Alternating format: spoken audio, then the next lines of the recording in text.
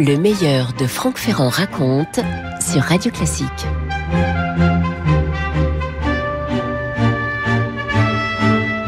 C'était il y a 30 ans et même un peu davantage, dans la fraîcheur, pour pas dire même dans la froideur des matins de printemps madrilènes, une longue file dès 8 heures envahissait le petit jardin qui entoure le musée du Prado. Imposant bâtiment néoclassique, gris, sobre, avec toutes ses colonnes. Pourquoi cette affluence devant le Prado ? Eh bien parce que pour la première et à ma connaissance pour la seule fois, se trouvaient réunis dans quelques salles de ce qui constitue sans doute un des plus admirables musées de peinture au monde, une grande partie, presque la totalité, des œuvres connues de Diego Velázquez. Ah, comment ne pas songer à Édouard Manet qui, découvrant dans les galeries du même Prado le portrait d'un des bouffons de la cour de Philippe IV, avait dit qu'il avait sous les yeux le plus exceptionnel morceau de peinture jamais fait.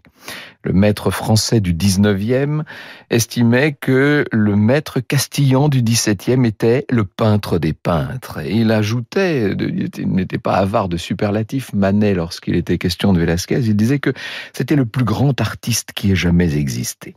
Et Renoir avait surenchéri en affirmant, je cite, qu'il donnerait tout dans la peinture pour les petits nœuds dans les cheveux des infantes de Velázquez. Et encore, il n'avait pas tout vu, Renoir. Mais c'est vrai que le musée du Louvre, notamment, n'est pas très riche en toiles de Velázquez, pour des raisons qui sont liées à la politique et à la géostratégie du XVIIe siècle. Je m'empresse de fermer une parenthèse. Je n'ai pas envie d'entrer dans ces histoires politiques. On va parler d'art, on va parler de peinture aujourd'hui. Alors, je me les rappelle, tous ces tableaux, toutes ces grandes compositions sans pareil réunies dans un même lieu. D'abord les œuvres de jeunesse, celles des années 1615-1620. Le musée d'Édimbourg avait prêté La vieille femme faisant frire des œufs, au réalisme incroyable, on pourrait presque dire insoutenable. Londres avait envoyé l'Aguador de Séville, en français le porteur d'eau, avec au premier plan cette fameuse cruche dont la panse en terre cuite accroche des gouttes de condensation.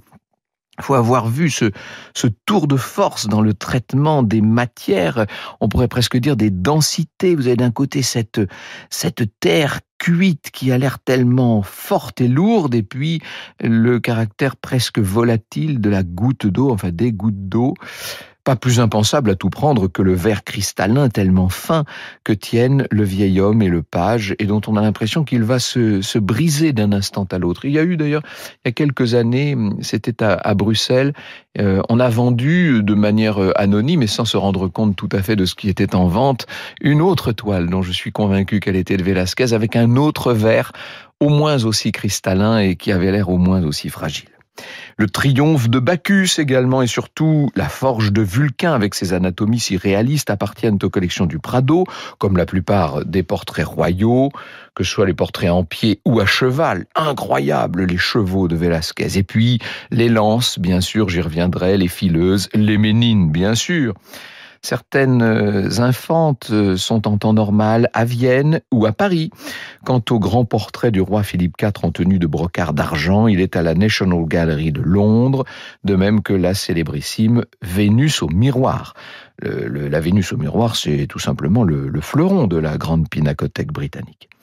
Vous avez peut-être la toile à l'esprit de cette Vénus au miroir. Vous l'avez forcément vu un jour ou l'autre, le visage de cette jeune femme qu'on ne voit que dans le miroir que lui tend un angelot, parce qu'elle préfère, on va dire que le peintre a préféré nous présenter sa sensuelle chute de rein, assez étourdissante, il faut le dire, œuvre tout à fait érotique et donc tout à fait à part dans cette production tellement comme il faut d'un Velázquez qui par ailleurs était le parangon des vertus de la cour d'Espagne.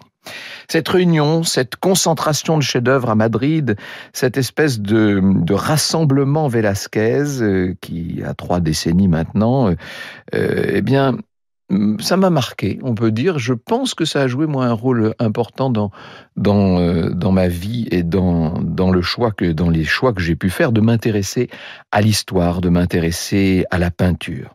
Une des toiles les plus fascinantes de Velázquez, c'est peut-être son grand portrait du pape Innocent X, exposé à Rome, à la galerie Doria Pamphili. toile peinte en août 1650. L'artiste, qui était dans sa pleine maturité, a imaginé les plus audacieux mélanges de rouge, de rose, de pourpre, un camailleux incroyable, un camailleux de rouge pour le camail de velours, le bonnet, qu'on appelle le camauro en Italie, le rideau du fond, et puis camailleux de blanc pour le rochet de dentelle. Vous imaginez la maîtrise qu'il faut pour que l'exercice ne tourne pas au désastre. Et je ne parle pas de la finesse du portrait lui-même. Le pape, en découvrant l'œuvre finie, se serait exclamé « troppo vero ». Oui, c'est l'exclamation qui vient aux lèvres devant de telles prouesses picturales. « Troppo vero », trop vrai. Et pourtant, si vous approchez de la toile, vous verrez que rien n'est posé. Rien n'est fini, rien n'est léché, au contraire, avec une virtuosité, avec une modernité de regard assez stupéfiante. Du bout de ses pinceaux qu'on disait très longs, il peignait avec des brosses qui avaient parfois près d'1 de nos mètres de long, et ça permettait au peintre de se tenir le plus loin possible du chevalet. Eh bien, Velázquez a brossé son sujet à grands traits presque impressionnistes, à la diable, comme ça, au débeauté. Et ce qui est extraordinaire, c'est qu'il ait fait un tel prodige qu'aujourd'hui encore, il étonne tous ceux que la peinture intéresse. Au fond, l'œuvre de Velázquez est peut-être ce qu'aura produit de plus fantastique le règne de Philippe IV d'Espagne.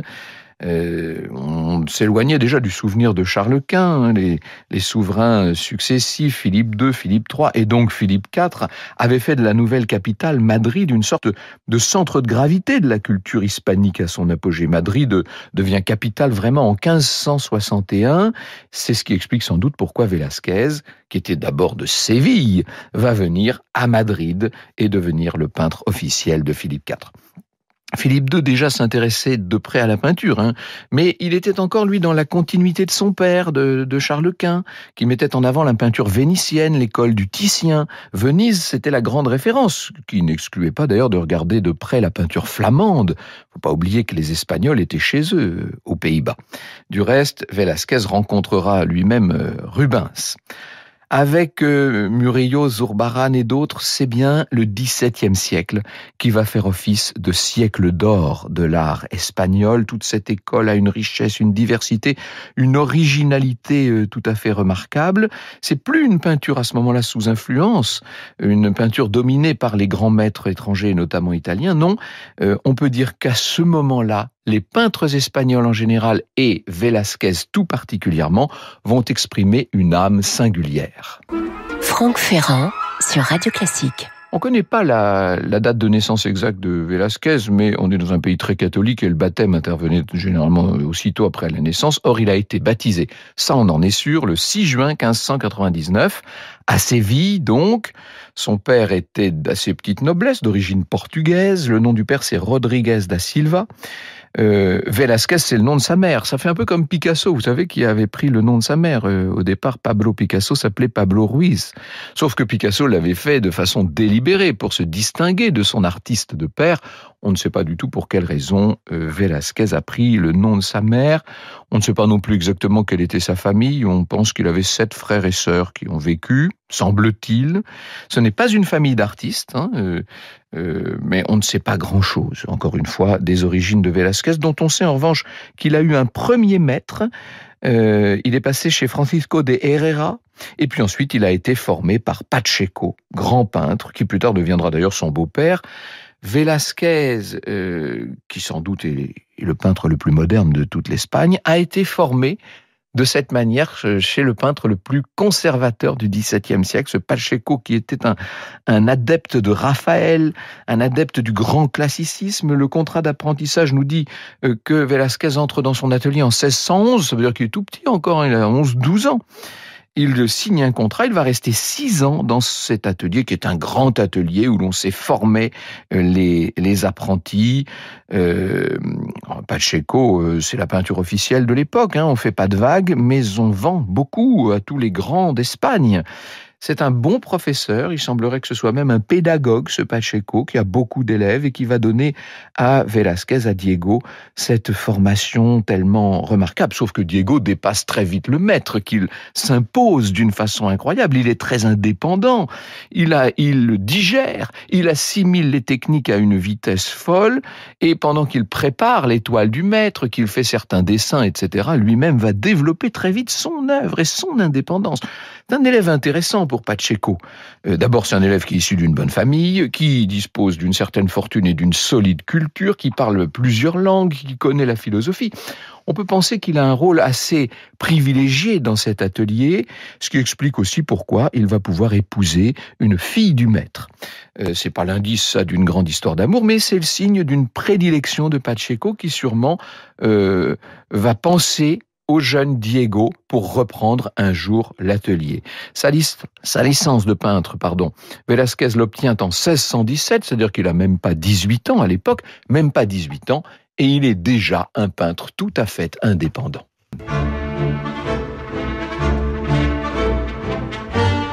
Le meilleur de Franck Ferrand raconte sur Radio Classique. De même qu'on ne sait pas grand-chose de l'enfance de Velázquez, on ignore un peu sa vie privée. On connaît donc son mariage avec la fille de son maître, la Juana Pacheco. C'est assez habituel dans les milieux d'artistes du XVIIe siècle. On sait qu'il a eu une aventure pendant le premier séjour italien, qu'il aurait eu même un enfant illégitime, mais pour le reste, on ne sait vraiment pas grand-chose de Velázquez. Ce que l'on sait, c'est que tôt, il va quitter Séville pour Madrid. Vous connaissez la célèbre phrase, quand on lui demandait ce qu'il fallait voir à Madrid, ce qu'il fallait retenir de Madrid, il disait « De Madrid el ciel ». De Madrid, le ciel. Oui, ce ciel extraordinaire. Il faut dire que si vous avez eu la chance de séjourner en Castille, vous savez à quel point le déchirement des nuages dans le ciel très pur de la Castille peut donner des levées ou des couchers de soleil incroyables, mais aussi, d'une façon plus générale, dans la journée, des moments qui vous aspirent littéralement vers les sommets. Velázquez est donc sévillan. Séville est une très grande ville à l'époque. C'est une capitale économique, politique, artistique, bien entendu. On ne dira jamais assez l'influence de la peinture andalouse sur l'art espagnol du XVIIe siècle. Murillo est de Séville aussi. Alors Zurbarán, lui, n'est pas sévillan, mais il travaille pour les couvents de Séville. Depuis la fin du XVIe siècle, c'est non seulement la ville la plus peuplée d'Espagne, mais celle qui, accueillant le commerce avec l'Amérique, c'est le plus développé, bien entendu, et le plus agrandi. Vers la fin du premier tiers, presque au milieu du XVIIe siècle, ça se calme un peu, il faut bien dire, et on connaît à Séville une certaine crise économique qui va coïncider en même temps avec l'expansion de la nouvelle capitale madrilène. On a toujours l'impression que Velázquez, parce qu'il a une longue et très brillante carrière, a beaucoup produit. C'est pas le cas. On possède une centaine de tableaux. Alors, on pourrait penser qu'on en a beaucoup perdu. Pas du tout. C'est simplement, il n'y a pas de tableaux qui ont disparu, très peu. La seule chose, c'est qu'il n'a pas peint extraordinairement. Il était tellement investi dans ce qu'il faisait. Et les œuvres qu'il a pu produire ont été tellement remarquées d'une certaine manière et si bien payées et lui ont donné une place tellement éminente qu'il n'a pas eu d'une certaine manière besoin de peindre considérablement. Alors, je vous ai parlé de ses premiers tableaux, des espèces de nature morte ultra réalistes qu'on appelle des bodegones en Espagne.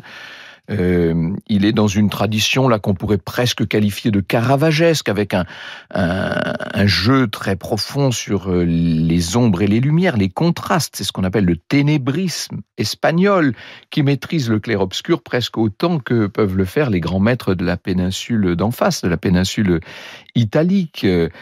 Ce sont des tableaux qui en plus se sont inspirés par un monde d'aventuriers assez populaire. C'est ce fameux porteur d'eau de Séville dont je vous parlais, ou les paysans à table du musée de Budapest. Et puis à Madrid, Velázquez arrive à Madrid en 1622. Il y reste dans un premier temps pas seulement quelques semaines, et puis il y reviendra en 1623 pour s'installer tout de suite. Et cette fois, il va être repéré par un certain nombre de hauts dignitaires de la cour et présenté au roi. C'est ici qu'il faut souligner l'influence du comte d'Olivares, qui était par ailleurs duc de Sanlúcar la Mayor. Ce duc d'Olivares, qui lui-même est d'origine andalouse, est un personnage extrêmement important. C'est vraiment l'homme fort de la cour de Philippe IV. C'est lui qui a repéré Velázquez et c'est lui, sans doute, qui l'introduit auprès du roi. Il l'a même probablement fait venir à Madrid. Dès le 6 octobre 1623, Velázquez est nommé peintre du roi. Vous voyez à quel point on a repéré tout de suite ce talent absolument hors norme. Alors on ne peut pas parler avec Philippe IV d'une amitié au sens propre. Vous imaginez bien qu'en Espagne, on n'est pas l'ami du roi, de toute façon. Mais on est en quelque sorte, on fait partie de la domesticité royale. Mais quand même, on va voir Philippe IV donner un certain nombre de privilèges à Diego Velázquez, et notamment il l'intégrera dans l'ordre de Saint-Jacques, ce qui va d'ailleurs scandaliser la noblesse espagnole à l'époque. Philippe IV, c'est comme s'il était fasciné, comme s'il était ébloui par ce talent de Velázquez. Pendant les séances de pause, on sait que le roi reste longtemps, alors que normalement les rois ne venaient que 20 minutes au maximum, une demi-heure. Il fallait très vite multiplier les esquisses et puis ensuite on se débrouillait avec ce qu'on avait. Eh bien là, non. Le monarque est là, qui observe Velázquez, qui prend plaisir à le voir travailler, et Velázquez très vite va franchir toutes les étapes du statut officiel d'un peintre royal. Inutile de vous dire que ça lui crée pas mal de jalousie, bien entendu. Il va devenir un confident du monarque et il finira par occuper des fonctions dont on pourrait dire qu'elles sont politiques. Alors Philippe IV lui demande des portraits, il lui demande des scènes plus générales ou des scènes de genre. Les portraits représentent le roi, les membres de la famille royale, un certain nombre de bouffons et de nains de cour, donc, ce qui fascinait tant notre Manet. Les grands portraits ont quelque chose d'extraordinaire parce qu'ils sont à la fois d'un hiératisme quasi sculptural et en même temps d'une espèce de véracité qui les rend presque trop vrais. Il y a une vitalité qui ne trouve pas à s'exprimer dans le mouvement chez Velázquez et qui, en quelque sorte, est l'expression même du génie, de la vitalité intérieure de l'artiste. Tout ça fascine les gens, bien entendu. Et on peut dire de Velázquez qu'il fait maintenant partie des intimes de la famille royale. Il est le peintre de référence. Il a tous les titres possibles. Peintre du roi, huissier de la chambre, peintre de la chambre du roi, valet de chambre ordinaire, extraordinaire, surintendant des chantiers royaux. Tout ça va lui permettre de voyager bientôt et de représenter d'une certaine façon la monarchie espagnole.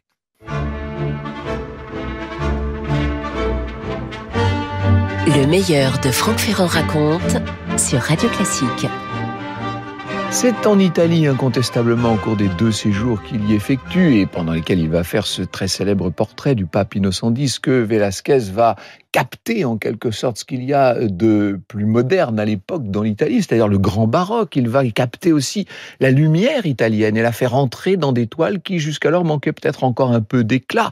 Il y a dans ces séjours italiens de Velázquez peut-être le secret de cette espèce de génie qui transparaît dans les grandes œuvres que vous pouvez voir notamment sur les cimaises du Prado. Et s'il y en a une à voir, une à retenir, évidemment, c'est cette extraordinaire composition des Ménines. Allez voir les Ménines, je pense que c'est une des grandes émotions esthétiques qu'on peut avoir dans une vie. Passer devant ce tableau tout le temps nécessaire, on est à échelle 1, comme on dit, c'est-à-dire que c'est vraiment grandeur nature. Vous avez là, sous les yeux, une scène prise sur le vif dans cette vie de la cour d'Espagne. Vous avez la petite infante Marguerite, elle est là avec ses suivantes, avec ses chiens, avec ses nains, etc.